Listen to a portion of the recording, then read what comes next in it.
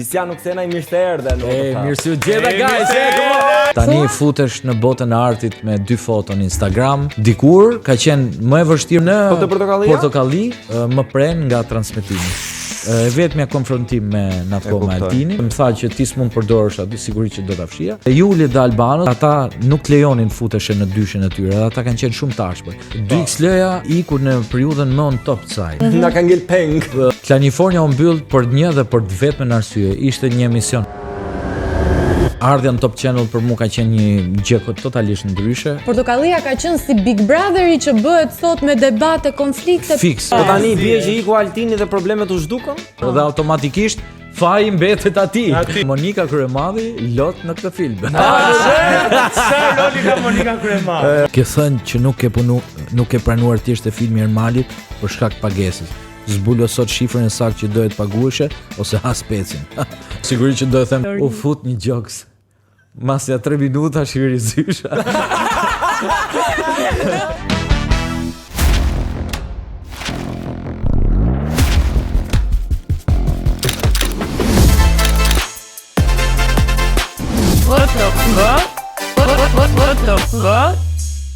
Hej njerëz të bukur. Përshëndetje.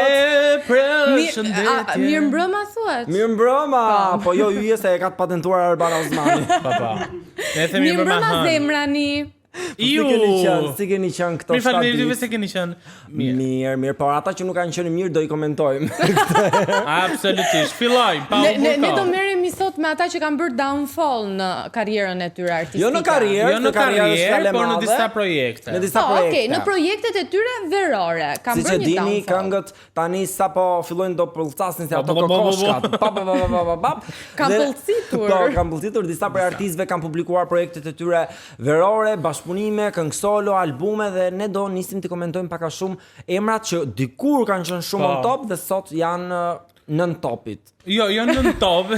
Kesh janë disa këngë të cilat nuk kanë ecur aq shumë sa që kanë ecur disa vite më parë. Si janë bërë virale, ta themi. E nisim tani mos e zgjasim Melinda. Melinda është një nga ato artiste e cila verat e kaluara ka pas bashkëpunime shumë suksesshme me Gjikon. Ka dominuar Minorën ka pas bashkëpunim.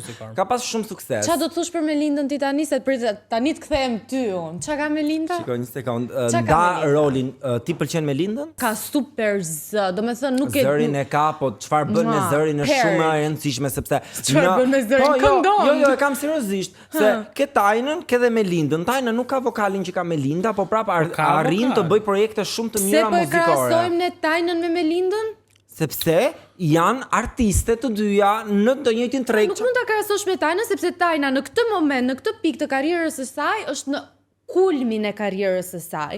Melinda e ka kaluar dhe ajo kulmin e karrierës së saj dhe tani mbase po krijon atë bazën e saj. Ky është kulmi i dytë i Tajnës së shpuna, se Tajna ka pas kulmin si repere dhe tani me projektet e dashurisë, këngët e qeta. Ka kaluar në tregun internacional. Po. Ndërsa mua Melinda më duket që përsërit vetet. E kam shumë sinqerisht hap tekstet e këngëve të Melindës, i ke Milano, Dashuri, Puçi Puçi, Drogë, Bailando, gjëra të tilla. Dhe këngët e Melindës dëgjohen, nuk është. Jo, shiko, problemi është nuk është të dëgjohen apo jo, dëgjohen. Dëgjohen absolutisht. Thjesht ideja është që nuk ka më nga ato shifrat e frikshme në YouTube, sepse ne e dim shumë mirë që për shumë vitesh, YouTube-i ishte platforma vetëm muzikore të cilët dëgjonin njerëzit këngë këtu në Shqipëri. Sepse Spotify hyri pak më vonë dhe ende mendoj unë për Shqipërinë dominon YouTube-i. Më kupton? Dhe prandaj neve na duket pak sikur këngët nuk po dhezin siç. Mbaj mend unë ka thënë Alban Skënderaj në një intervistë që ka dhënë që unë tha kur shkoj dhe prodhoj këngë, kur ulem thjesht mendoj, këtë këngën e dua për ta bërë virale apo e dua që të jetë një këngë që të më mbushi mua shpirtin. Dhe mbase Melinda është në një fazë që thot, okay, po sakrifikoj viralitetin e një këngë për të bërë një këngë që dua unë. Tu është problemi misi, ajo nuk po sakrifikon asgjë, ajo po bën këngë komerciale, shablon për verën, nuk kanë art fare brenda vetes, me sa një nga bashkëpunimet e saj më të fundit ishte me Ghetto Gjizin që ishte Vafankulo, domethënë. Ajo është tjetër muhabet, Jo, e kanë fjalën tek Arti që po thot Artemisa, se po thot Melinda. Artu mendoj që bën Tajna në këtë rast, që po vjen pak ndryshe, do ta sjelli veten ndryshe. Edhe te Tajna është shumë komerciale në këtë moment, nuk është se po bën. Është komerciale e bër shumë mirë. Absolutisht. E bër jashtëzakonisht mirë dhe jo ripërsërit se vetes. Melinda po ripërsërit janë për të veten. bërë këngë virale. Po, shikoj, di çfarë mendoj me Tajnë, sepse kam parë edhe disa komentues të cilët e komentojnë shpesh që Tajna do të arrijë patjetër suksesin e këngës si ai. Pra do të arrijë patjetër atë suksesin. Dhe të gjitha këngët po ta vësh re që ka bërë si Obsesion, si Thana, pra janë të asaj rrymë. Jo, janë Afro House. E kuptoj. Ja shtetit bëjnë albumet një Është Afro House, është një nga trendet më virale të të bësh një zhanër nuk do thotë që po kopjon ose Jo, thjesht është e ngjashme. Shiko, shumë e rëndësishme që sado që ti jesh brenda një zhanri, nuk mund të sjellësh të paktën për mendimin tim se si më duket, të njëjtën këngë në 4 versione të ndryshme. Zemra ke Adam Portin, dy DJ të Kajnë Music. Pas pak do të ndiqni një intervistë ekskluzive me Visian Nukcena. Qëndroni këtu dhe mos harroni të bëni subscribe. Majku së fundmi ka nxjerrë një bashkëpunim me Capital T, i cili numëron 3.2 milion klikime për 3 javë. Kënga titullohet Son, të dyshë shumë e suksesshme që ka bashkëpunuar me këngën Pishman, më duket. Edhe edhe solo ata kanë qenë shumë të edhe solo të dy, po duket sikur së fundmi Majku është tërhequr pak më duket nga muzika, pra nuk po prodhon më aq shpesh. Jo, nuk ka prodhuar. Nuk ka të bëjë me viralitetin, thjesht ai mbase ka gjetur veten në biznes apo diku tjetër. Që të flasim me fakte, ka para 3 javësh kënga me Capital T, para 5 muajsh veç po duk që s'ka arritur akoma 1 milion klikime dhe para 6 muajsh ku je fshe 1.4 milion klikime. Zemra, po nuk prodhove thjesht si Dafina Zeqiri çdo muaj një minimumi, nuk harrohesh. Më fal, që të bëjmë edhe si disclaimer, shifrat që Fatosi po thot janë vetëm në YouTube apo jo? Sepse janë YouTube është platforma më e madhe në Shqipëri. Sa po e thash, është platforma më e madhe. Ka këngëtar, më thënë ka edhe në Spotify, në Apple Music, në Deezer. Po, nëse nuk ecën në YouTube, do të thotë që do ka ecur në Spotify. Jo, thjesht po them që janë vetëm shifra në YouTube, jo kolektive, po shifra të fjala tek platformave. Dafina meriton një super duar trokitje që është shumë punëtore. Për zotin, të jesh tatzan, të këndosh çdo natë në klabe, të prodhosh këngë, për mua është shumë punë. Mi dakord, një bravo i qoftë që punon edhe kur është shtatzane. Jo, nuk po e themi si atribute të shtatzanin. S'ka marrë lindja akoma. Po fakti që po bën kaq shumë këngë dhe po i nxjerr në kohë kaq të shkurtër. Po pikazha virale. Po jo, shiko, unë do ta kuptoja Dafinën nëse do ishte një këngëtare e re, e cila po mundohet të dominoj tregun shqiptar. Dafina, se Dalina jemi me Dalina të përshëndes. Flasim, jo ta mbaroj të gjithë biologjike. Edhe Dafina si Dalina, vetëm prodhoj.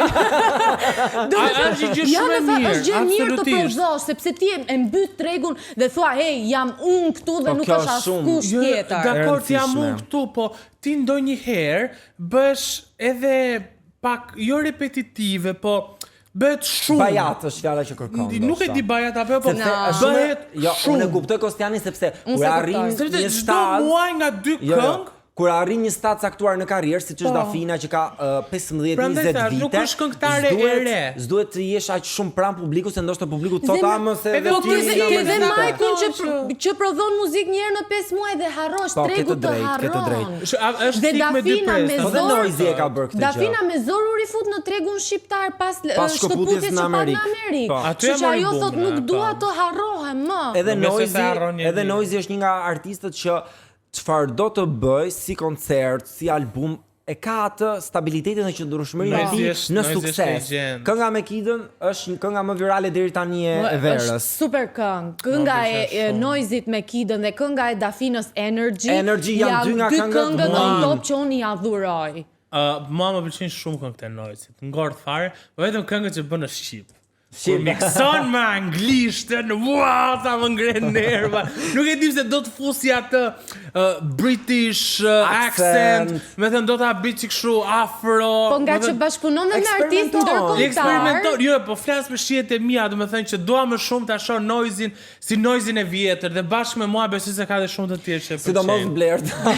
Nëse është e rëndësishme të themi këtu që çdo artist ka uljet dhe ngritjet e veta, po besoj gjithë nga këta artistët që ne diskutuam, mbase rikthen fuqishëm me një këngë tjetër. Është shumë e vërtet, çdo artist, madje edhe Kida që ne sapo tham me këngën me Noizin ka pasur një hendek dhe që nuk ka bërë këngë shumë hite, por artisti po e fundit gjë e fundit ngrihet pikërisht gjë e fundit që dua të them pak nga këta artistët që neve përmendëm janë artistë të cilët për një kohë të gjatë për shumë verash dhe dimërash kanë dominuar tregun shqiptar të muzikës.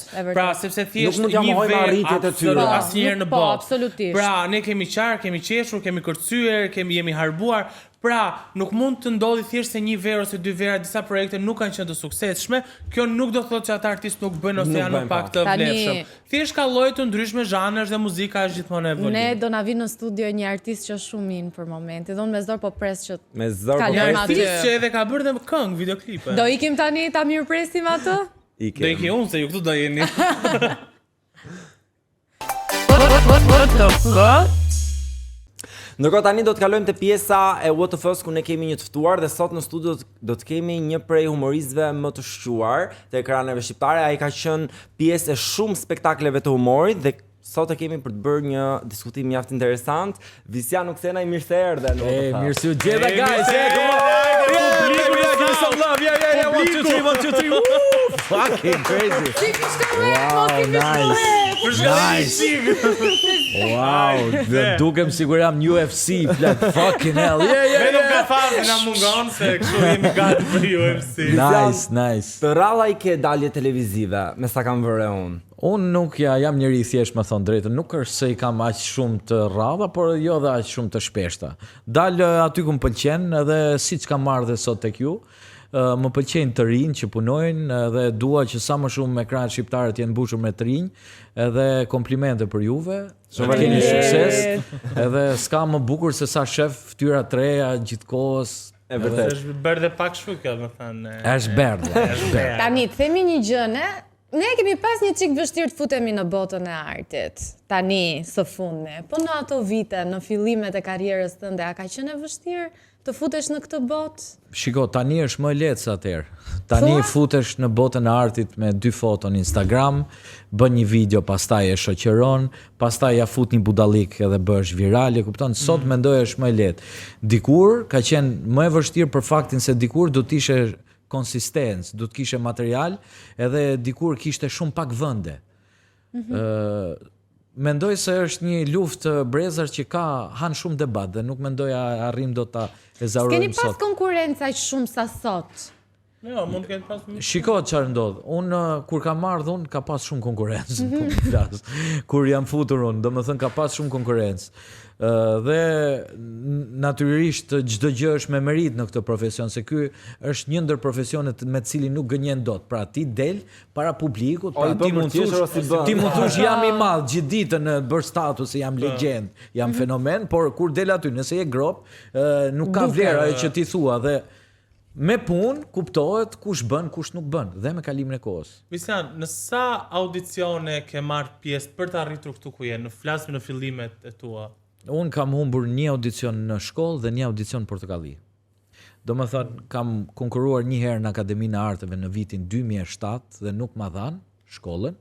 Me thonë drejt në këtë rast them edhe me të drejtë, sepse nuk isha përgatitur siç duhet, pra me kriteret që kërkonte Akademia për të futur, dhe mbi gjitha ka qenë konkurenca shumë e madhe, 200 ca student që konkuronin, edhe vitin tjetër pastaj u përgatita dhe fitova. Sigurisht pastaj vitet kanë treguar që e meritoj. Patjetër. Ndërsa në Portokalli më pren nga transmetimi. Pra ishe për të qenë? Pra kishe e fitove? Kam qenë me tim vlla, e fitova audicionin dhe do bëja një skeç do hyja nga publiku. E kuptoj? Sepse nuk ishin sigurt, ta bëja as bëja. E kupton normalisht dhe s'dinin se ti ndoshta dikush mund të të pëlqejë e bën numrin tani, po kur është para publikut varet si reagon. Edhe nuk ishin sigurt dhe thanë do dalësh nga publiku dhe dola, e bëra materialin, kishte pafund qeshme, bëja materialin gjimnazisti që fliste për zyshin e vet që kishte gjoksin shumë të madh. Po si se majmen, batuta ka qenë që në fillim u hap një derë. Si histori. U fut një gjoks. Masja 3 minuta shiri zysha.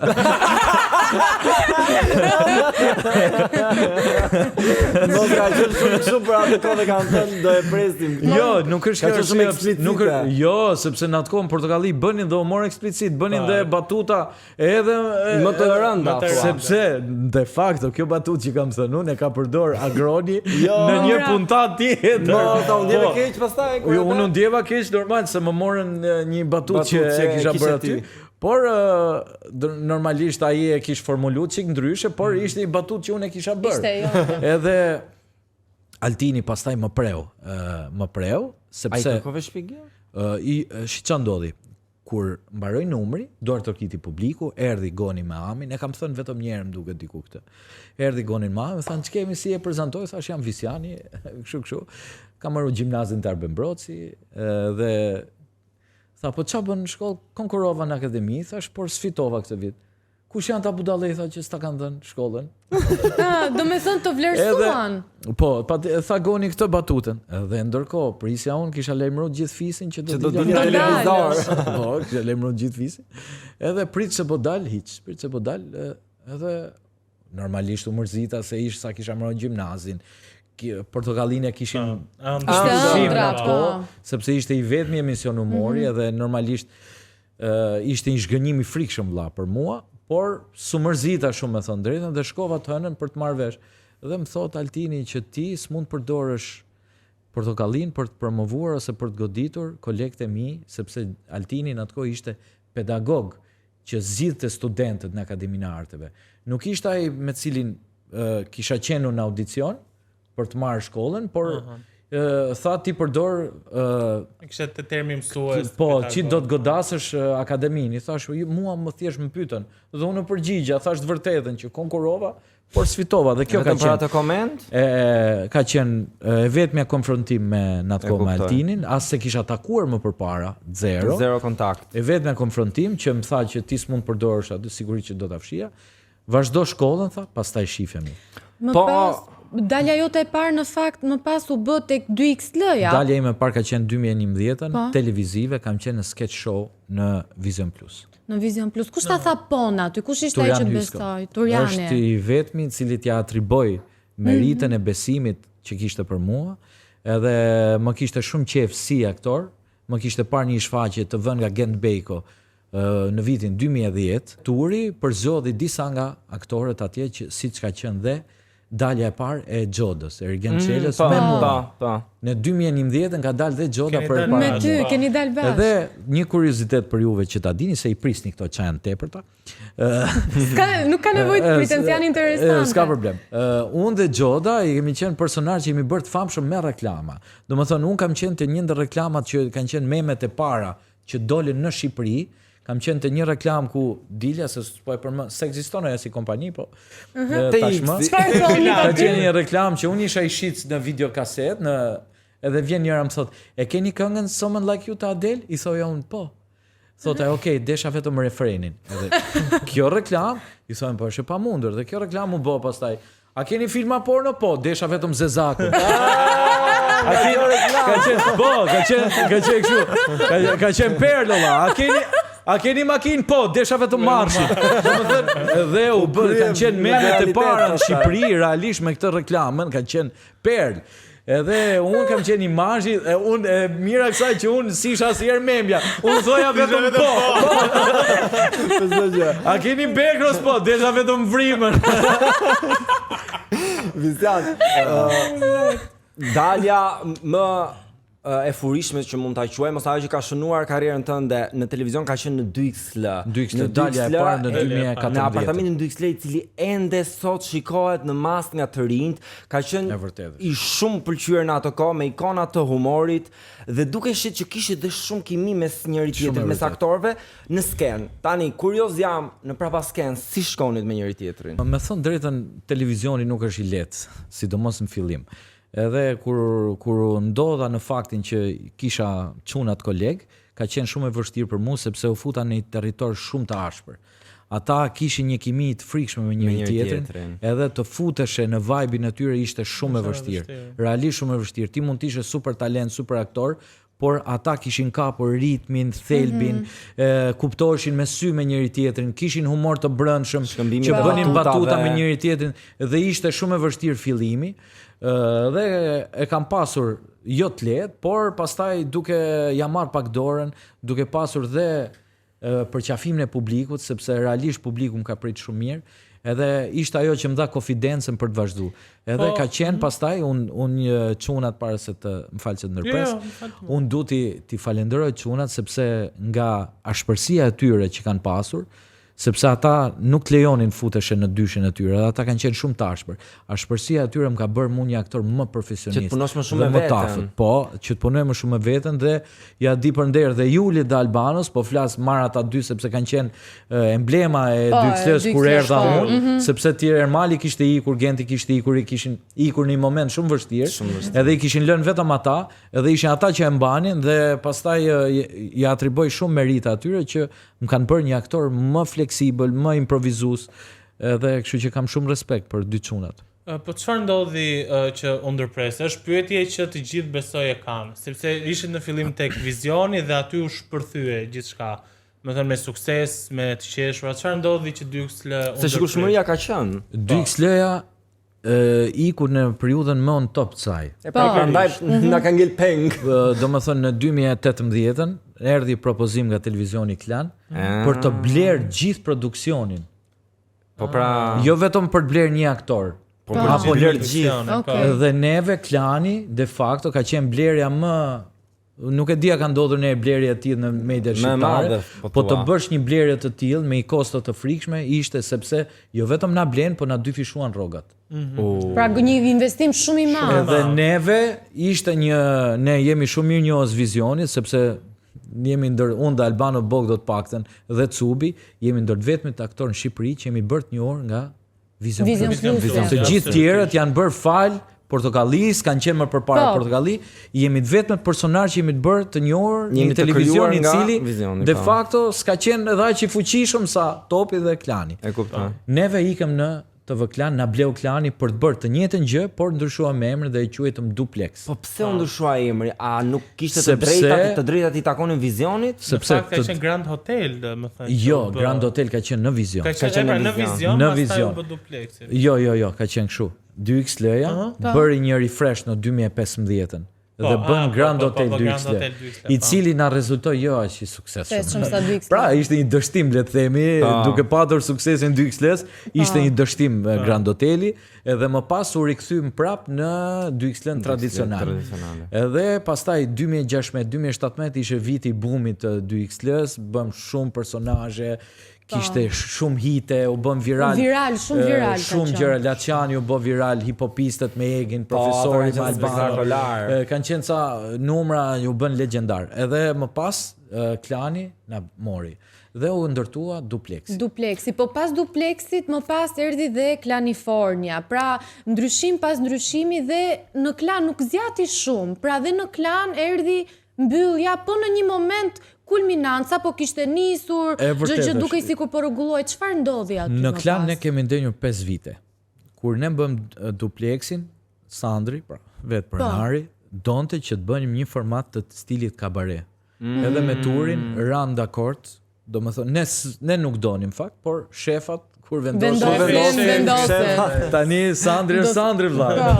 Kështu që kur vendos Sandri, ai që na bleu, na mori, na dyfishoi rrogën, neve vetëm respekt dhe konsiderat kam për gjithë vendet ku kam punuar se un jam dashur shumë mirë në raport me gjithë mediat ku kam punuar jam dashur shumë mirë.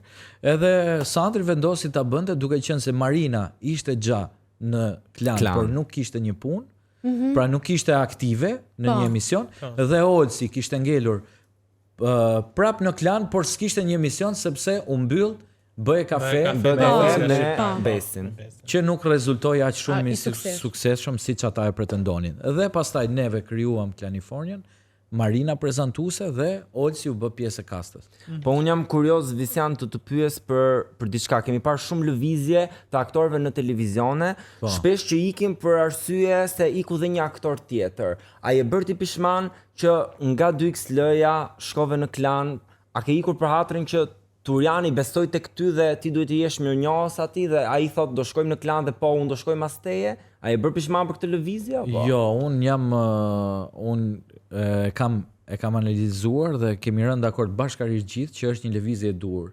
Edhe ne vërtet bëm lëvizjen e dur sepse patëm një boost të madh kur shkuam në TV Klan, realisht edhe nga audienca, u njohëm me një audiencë që s'na kishte njohur më përpara. Edhe një target group edhe më të rritur, edhe klani realisht na njohvi me miq që mund t'i themi fans apo miq ndjekës të cilët ishin të një niveli tjetër kulturor. Sepse ishim mësuar vetëm me rinin dhe edhe ne ishim mësuar vetëm me rinin dhe normalisht rinin e kishim audiencën tonë, por kishte edhe një moshë tjetër. Dhe gjatë periudhës virusit më duket patët një shpërthim akoma më të madh. Në pandemi pastaj ka qenë on top sepse pandemia ishte një ku ne kemi punuar në mënyrë të frikshme vëlla. Xhironim 24 skeçe në ditë. Në ditë ju beton. Dhe ishim totalisht creative mode, siç jeni ju këtu. Ishit të lirë. Lidheshim gjithë, brainstorming masiv. Atë bëjmë një kështu, okay, e shënonim, bëjmë një kështu, bëjmë një kështu. Edhe i bëni të gjitha. Edhe i bënim të gjitha brenda ditës, normalisht nga ato 24 skeçe zgjidheshin 15. Të tjerat ishin grop, por ne punonim edhe kishim një produktivitet të frikshëm dhe shkonim mirë, shkonim super me njëri tjetrin. Ajo ka qenë një periudhë fantastike, suksesshme, edhe për televizionin ku punonim, po edhe për ne, edhe mbi gjitha na njoh një audiencë biznesmen, njerëz që s'kishin parë kur televizion, u përballëm me një audiencë të re, që realisht neve kemi qenë befasuar. Po çfarë ndodhi? Pse u mbyll Klanifornia se gjithë ky sukses, gjithë kjo prodhimtari, Covidi po thua ju çoi on top? Klanifornia u mbyll për një dhe për të vetmen arsye. Ishte një emision shumë i shtrenjtë që Sandri e kishte mbajtur për 5 vite me buxhetin e televizionit Klan. Ishte një emision që nuk e mbulonte koston e tij, por normalisht mbahej nga potenca që kishte si emision edhe nga rëndësia që kishte, sepse TV Klani s'kishte një komedi të tillë, një spektakël humori të asaj natyre. Edhe Sandri nuk është se na erdhi e papritur, Sandri na kishte lajmëruar që nuk do rinovoj më kontrata. Edhe ne ishim dieni dhe fair enough, bëri zgjidhje në një biznesmeni, bëri një zgjidhje biznesmeni, kupton se në fundit është biznes në fund të ditës. Është gjë personale. Nuk ishte të bënte për klikimet dhe shikueshmërinë fare. Fare, pavarësisht se një goditje e psoi jo vetëm Klani, po gjithë televizioni shqiptar. Nga Big Brother i atij viti, që ishte Big Brotheri më i suksesshëm i historisë, edhe normalisht i vetmi numër që ne na klikoi atë periudhë ishte numri që imitonim Big Brother. Dhe unë bëja Luisin, Olsi Botekiarën, e kupton, dhe prapë ishim viral dhe në atë gjë, e kupton? Dhe bënim dhe më mirë, me thënë drejtën, se që bënin ata atë vit. Origjinale. Se që bënin konkurenca atë vit, tashmë që jam në Portokalli i bën super, Portokallia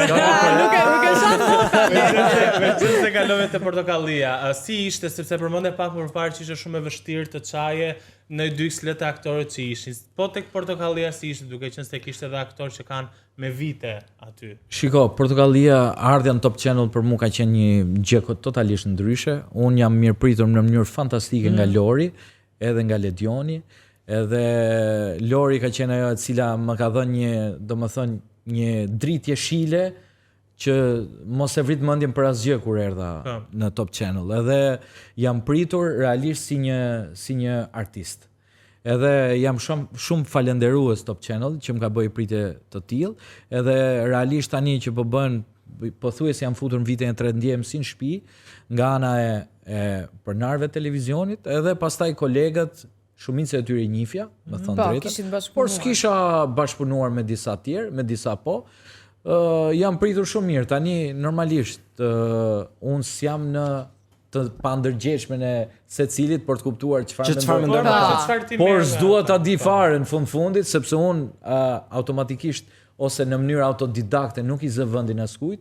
Secili ka vendin e vet, edhe unë kisha vendin tim tashmë. Po, shkëlqimi jot nuk pengon emision, edhe nuk është se as ju zëja suksesin askujt as thjesht ajo çfarë është ime është ime. Një gjë që mua më ka bërë përshtypje Visian është fakti i roleve të tua në Portokalli si ai minionit North King. Pra janë role që i bën ti dhe nuk janë role që kanë një aktor tjetër bashkëpunues. Ta ke zgjedhur vet apo nuk të kanë pritur mirë, apo ke dashur të bësh diçka dhe të ka refuzuar një X aktor? Jo, është thjesht çështje sepse në Portokalli funksionon kështu, secili ka numrat e tij. Pra, secili bën numrat e tij. Por secili mund zgjedh të bashkëpunojë me dikë për X, për shembull Northi ka qenë një personazh cilin kryesisht e kanë bërë me të ftuar, por e kanë bërë dhe me Salsanon, e kanë bërë dhe me Aleksandrin kur ka pas puntata me Kedin, me Bleonën për shembull kishte personazh. Varet nga rrethanat, kurse Minjonin e kanë bërë me pothuajse gjithë. Kryesisht numrat më të suksesshëm me Minjonin kanë qenë kur i kanë bërë me Devin, kemi pasur bashkëpunime me Devin shumë të suksesshme, që janë klikuar edhe në mënyrë të frikshme, domethënë, dhe ka të bëjë më shumë me unë kam luajtur tek kolegët e tjerë, edhe ata më kanë ftuar në numrat e tyre. Por është thjesht çështje numrash. Kush është më i vështirë për të realizuar, Minjoni apo North Kingu? Shiko, janë të dy, janë ekstremet e ekstremeve, domethënë. Po profit. North King është legjenda, fenomeni nga laçi që është tjetër nivel, dhe Minjoni është me lali ç'a bën, kujdes, është i frikshëm në llojin e vet. Edhe është një stereotip të dy janë super personazhe dhe janë stereotipe dhe prandaj më pëlqejnë të dy. Janë të preferuaret e mi, sepse janë tangent të ndryshe me njëri tjetrin. Pra, ky është fobik ndaj këtij. Pra, ndërsa ky vdes, los personazhin që ka fobi personazhin tim. Ti vesh të dyja në skenë. Po, e kam menduar të bëj një numër me rekord që Minjoni të bëj intervistë në Northit. Do ishte super ajo. Ishte interesant. Pastaj Shkodrani që është numri më i ri që kam bërë, që ka patur shumë sukses dhe jam shumë i lumtur. Herën e parë ishe në audicione me Altin Bashën, i cili të tha Jon. Po. Herën e dytë po thua një mikpritje nga pronarët Ledioni dhe Lori. Pa Altin Bashën këtë herë, ishte fat për ty që ai nuk ishte apo do dëshiroje që ai të vazhdonte të ishte pjesë e Portokallisë? Unë s'kam asgjë kundër atij sepse për mendimin tim profesional ai është një ndër regjisorët më të mirë shqiptar, po flas duke i parë punët e tij. Me sa punë i kam parë edhe në teatr edhe kështu sepse kam ndjekur, është një regjisor shumë i mirë. Pastaj nga ana personale nuk e njoh fare zero. Unë përgjithsisht jam një aktor i cili kudo që shkoj për të bërë punën time, nuk shkoj për ditë kush është regjisori ç'a bën. Dhe unë jam i lumtur që regjisori i Portokallisë është Iliri, sepse përpos faktit që është ai, kam njohur djalë fantastik, është Iliri i cili ka sjell një frym bashkëpunimi në stafin e Portokallisë, sepse Portokallia e njihej për një frym jo të mirë, në opinion të përgjithshëm, edhe Iliri është ai që ka mbledhur grupin dhe ka krijuar një grup fantastik, dhe jam shumë i kënaqur me gjithë kolegët. E ke thënë një deklarat, mos gaboj, ke thënë që Portokallia ka qenë si Big Brotheri që bëhet sot me debate, konflikte. Fiks. Domethënë pse, çfarë ndodhte aty? Kishte bryla, intriga, çfarë ndodhte? Unë me të dëgjuar e kisha sepse nuk e kisha të jetuar, pra edhe zakonisht gjërat që janë me të dëgjuar përgjithsisht nuk janë vërteta. Real, por nga kolegë dhe njerëz që kishin qenë më përpara kanë pas realisht probleme. Shumica aty nuk shkonin mirë me njëri tjetrin, debate, zënka etj. Sepse normalisht i staf që bashkëpunon për 20 vitesh do dalin probleme. Edhe me shtëpisë. Po tani bie që iku Altini dhe problemet u zhdukën? Se edhe kjo është, mund të jetë Mund të jetë, po.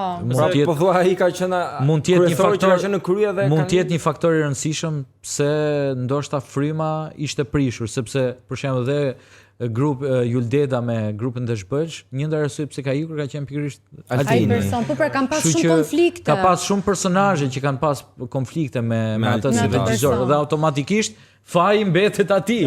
Kështu që dhe një prej personazheve që ka pasur konflikt me Altin Bashën dhe ne kemi pas ftuar këtu në Andale në Jo Veçkullera ka qenë Rezard Velesha, i cili bëri dhe deklaratën e tij për Altinin, po unë s'dua të pyes për këtë sepse i takon atij. Dua të pyes për një deklaratë që ai bëri dhe tha që Portokallia nuk është në nivelin që ka qenë dikur. Ti, duke jetuar tani në moment dhe duke e parë si shikues dhe ndër vite, a mendon që Portokallia nuk është më si dikur? Shiko, mbase Rezi flet për periudhën ku Portokallia ka qenë në prime-in e vet. Edhe nëse flet për atë periudhë, ka drejt. Por çfarë ndodh? Humori ka evoluar. Nuk mund bëhet humori i njëjtë që është bërë atëherë. Dhe unë mendoj se Portokallia në këtë fazë që është tani është on top. është super, është shumë lart, me thënë drejtën. Sepse e para ka një diversitet personazhesh, e dyta ka një larmishmëri e numrash, është gjithë përfshirëse dhe mendoj se punohet shumë fort me pasion. Pastaj për Rezin un kam shumë konsiderat për atë si aktor, është një ndër aktorët imitues më të mirë në Shqipëri. Kështu që s'kam ç'a them, Rezi flet për një periudhë ku unë s'kam qenë në Portokalli dhe s'mund ta gjykoj. Normalisht Portokallia ka pas prime-in e vet që ka qenë periudha e artë e Portokallisë, ishte Portokallia ishte një emision që ndiqej në blok. Visian, mendimin për Rezin e the, po unë dua të di mendimin tënd për aktorë dhe kolegë të tjerë, të fushës së artit, aktorëve dhe moderatorëve. Për gjithë. Kështu që kemi bërë një lojë ku kemi vendosur dyshe përballë njëri tjetrit dhe ti duhet zgjedhësh në shihen tënde kush është më i mirë, sipas teje ose më e mirë. Okej. Dyshja e parë është Kiara Tito apo Nevina Shtylla? Janë të ndryshme.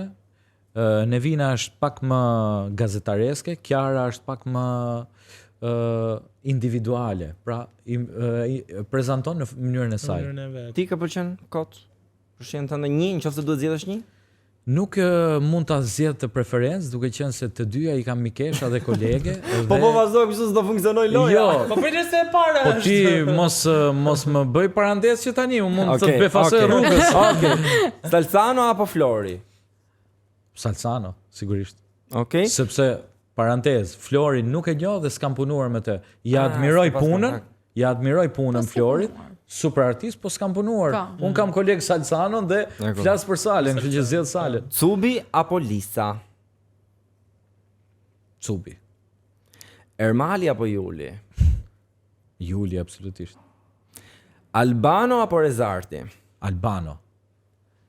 Albano e kam shok dhe koleg, plus Albano është edhe super talent, jo për t'i heqë meritat të Rezit, por Rezi do e kuptoj që Albanon.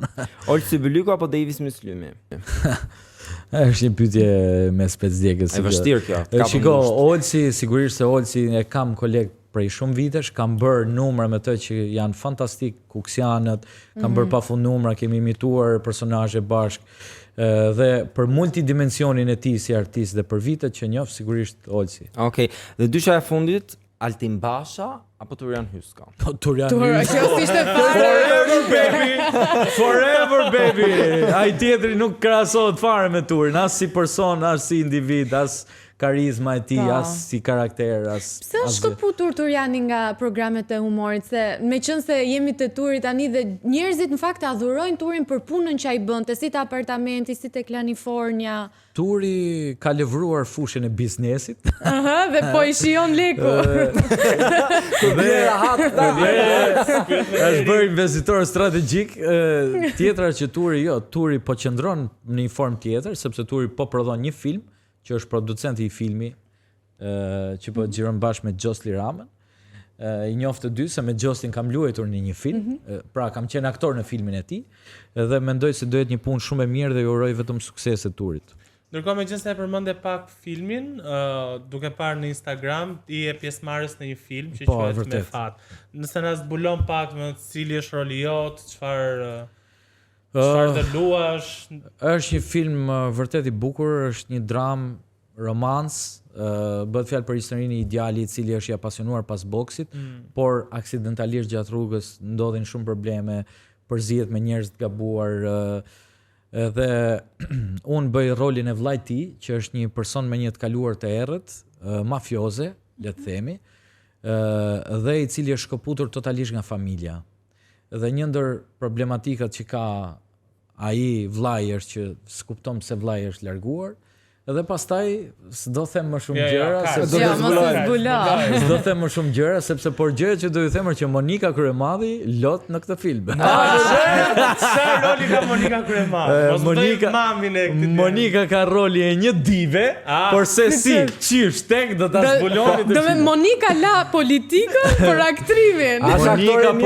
Monika po e shijon shumë dhe Monika është një aktore shumë befasuese, me thënë drejtën. Është konkrete dhe mendoj se Monika do jetë një befasi në këtë film. Qeshia e filmit. Unë kisha një pyetje, duke qenë se jemi pikërisht te filmi, ti ke pasur një episod në jetën tënde që ka qenë si me shkëput nga një film. je plagosur me thik nga shoku yt në teatr. Nga ju Dhe thellti ma betit. Jo, po isha kurioze ta di si mund të plagosesh pa dashje me thik në teatr. Më si ndos. Atëherë, e para, nuk ka qenë shoku im. Kolegu. Ka qenë koleg. Ta ka pas E dyta. Si ta literalisht. E dyta, ka qenë një shfaqje e vënë nga Arber Jaklari, Zoo Story, një ndër punët e mia profesionale më të bukura, mund të them, kam bërë dhe punë tjera dramatike, se ka qenë një vepër dramatike. Ai ka qenë një mungesë profesionalizmi nga ana e kolegut tim. Unë e kam thënë një intervistë, nuk dua ta rëndoj prapë atë zotrin t'ja ri përmend, por është një fakt që ka ndodhur. Gjatë provës gjenerale, unë kisha një skenë ku kisha një harmonike e cila bëj dhe thik. Por ne normalisht e krijuam atë sepse harmonika duhet të ishte e vërtet prej metali, sepse unë i bija harmonikës dhe që të ngjante bukur edhe thikën e montuam një thikë që dëgjoj efekti i thikës. Që ngjante sa më real në teatr, sepse shumë njerëz ka thënë pse s'ke përdor butafori, siç edhe duhet shpeshherë në teatr butaforia. Ne e bëm në të formë që të merrej ai efekti. Normalisht un kam një skenë nga fundi para se të bëj monologun e fundit të atij personazhi ku hidhem për të vetë vrarë në atë shfaqje. Ai është i shtangur kështu dhe është duke më kërcënuar, unë bëj një monolog që e detyroj atë të më kërcënoj, edhe në fund hidhem. Ai teknikisht thjesht do ta mbante kështu, po kur të hidhesh au thjesht do ta shtynte mbrapa. Ai nga paniku e shtiu kështu. O zot. Përpara dhe unë. Edhe kam shenjën këtu, A ndaluar shfaqjen? Unë e vazhdova shfaqjen. Bëra gjithë monologun. Edhe kam pas një këmijë shumë të trash përpara, po nuk e kuptoja unë se isha nxehtë. Nuk e ke ndier në momentin. Nuk e kam ndier, bëra ashtu dhe ndjeva një ngrohtësi në këmishë. Se kuptova pse u ngrofa. Bëra më dhe kur hapa tek këmishën ishte bërë gjithë kanatiere, kisha kanatiere. Totalisht. Ishte frikshme, domethënë kush u trëmbe në atë moment. Imazhi ishte unë su trëmba fare, ai tipi që më të goditi, ai iku.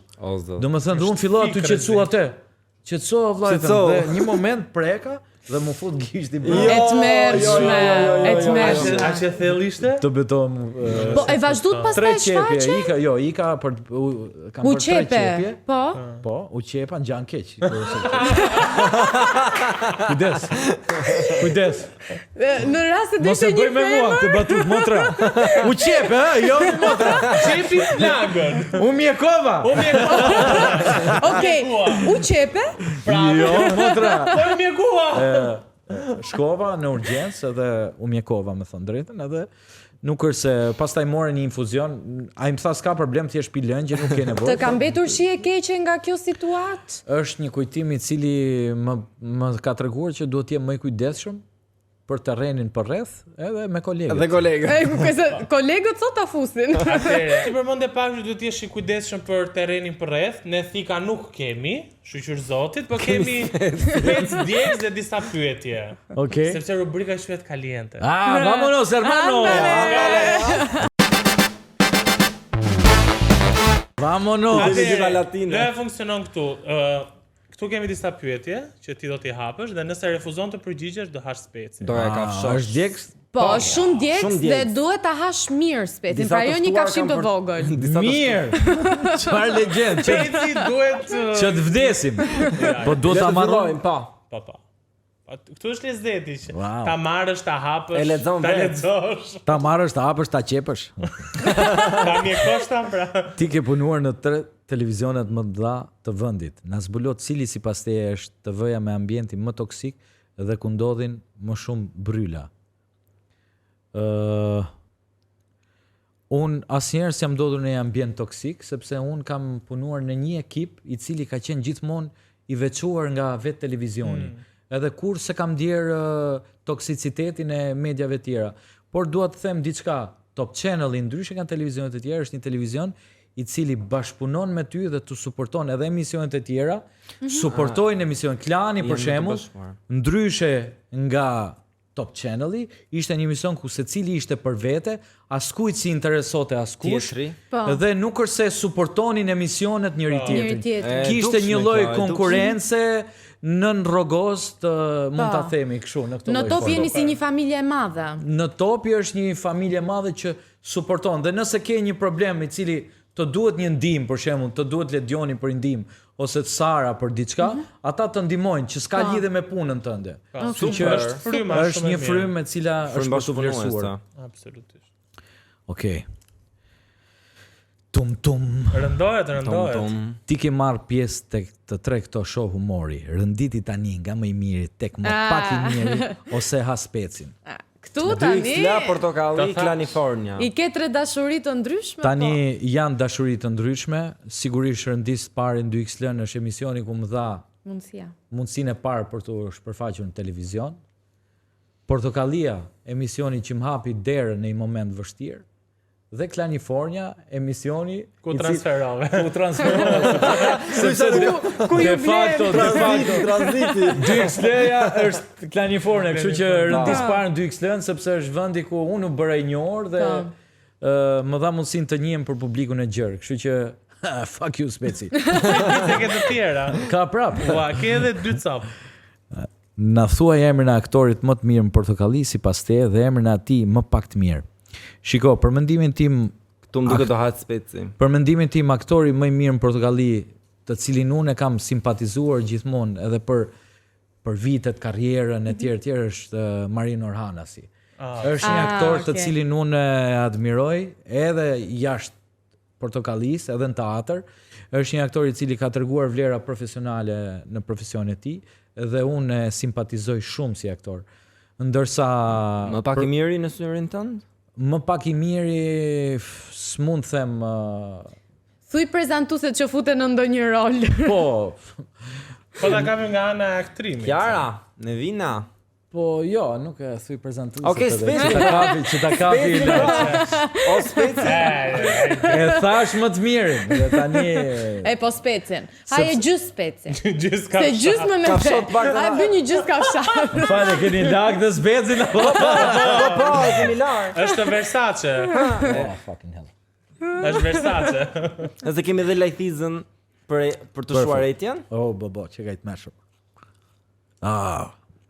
Po ku të gjenë ty këto thika Speca, nga të mortja? Ja, që gajt merë, hëngra shumë la. Edhe ishte gjysë. Përgjigju pyetjeve. Ke thënë që nuk e pranuar të ishte filmi Ermalit për shkak pagesës. Zbulo sot shifrën e saktë që dohet pagueshe ose ha Specin. A filloi Speci duket? Jo, sigurisht që do të them se s'është një shifër e frikshme. Ermalit i kërkova 4.000 euro. Ermali tha 250. Ermali tha janë vetëm 4 ditë xhirimi dhe më tha, i thash unë, po unë nuk e llogaris me ditë xhirimi personazhin thash. Unë do bëj këtë personazh i cili kushton kaq. Ti mund të kesh 4 ditë, 5 ditë etj. Edhe Ermali normal si biznesmen që ishte, se unë i thash, ti mund të marrësh dhe aktor fans tëndin që vdes me luajt film edhe pa lek. Thjesht unë nuk jam njëri. Po ti shet dhe emrin dhe imazhin. Nuk dua me dal në film kot. Unë dua që kur dal bëj një rol që mbetet. Edhe unë kërkoj kaq. Edhe Ermali si biznesmen tha s'ka mundsi kaq edhe nuk që nga ram një dakord. moment marrëdhëniet tuaja janë prishur paksa? Jo, një periudhë patëm një lloj hatërmbetje. Një lloj hatërmbetje, ndoshta indirekt dhe nga ai ndaj me dhe unë ndaj tij. Por më pas kemi bashkëpunuar, jemi takuar, kam pas ftuar në California. Jemi takuar më mbrapa dhe unë Ermalin e admiroj si artist dhe si biznesmen, është njëri shumë i zoti dhe unë e kam simpatizuar për iniciativën e tij edhe thjesht kam vetëm respekt për Ermalin. Okej, super. Dhe fundit, l'ultima pregunta. Spanjishten, Zbulo shifrën më të madhe që i paguar në një program televiziv ose ha Specin. Po si ranja pas tjetrës me lek, po kush i bën ta pyetje? Leku në fund. Unë jam shumë interesuar për lekët. Shiko, vlerat, unë jam ndër aktorët që jam paguar më mirë në vendet ku kam punuar, me thënë drejtën.